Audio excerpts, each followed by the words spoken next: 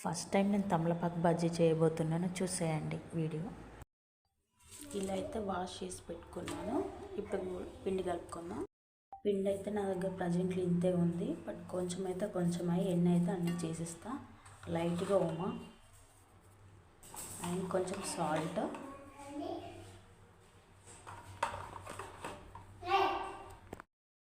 కొంచెం కారం. ఇప్పుడు ఇవన్నీ వాటర్ తోటి మిక్స్ చేసుకుందాం.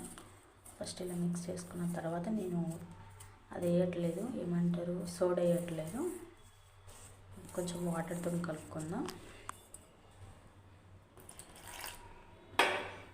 కలిపాక వీడియో కంటిన్యూ చేస్తా.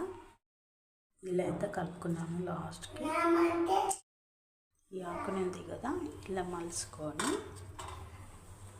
పిండిలో ఇలా పెట్టుకొని, ఆయిల్ అయితే వేడేదండి, బట్ ఇట్లా అనుకొని వేసేసుకోవాలి.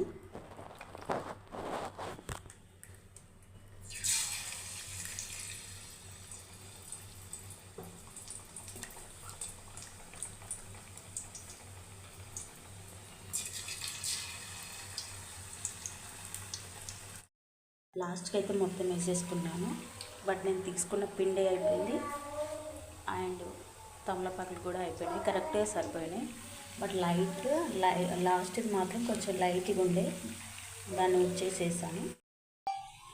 లాస్ట్కి అయితే ఇలా కాల్ చేశాను, బట్ నేను కూడా ఫస్ట్ టైమే చేశాను, ఎప్పుడు చేయలేదు. అందుకే కావచ్చు ఒక్కొక్క తీరు వచ్చింది. Please like, share, subscribe my channel.